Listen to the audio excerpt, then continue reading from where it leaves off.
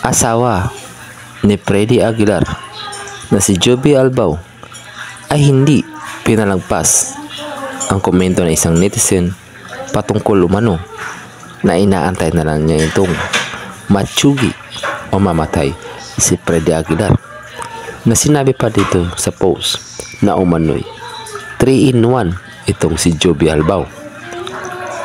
May dobyo na, may tatay na, at may dulo pa umano ito si Joby Albao.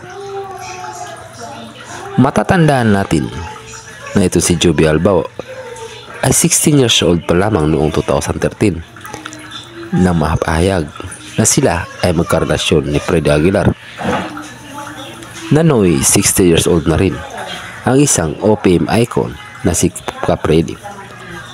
Ang kanilang relasyon ay naging usap-usapan noon sa social media na umani sila ng sari-saring kritisismo mula sa publiko. Lalong-lalo na nang may pabalitang sila ay ikakasal sa isang Muslim. Nung isilang ka sa mundong ito.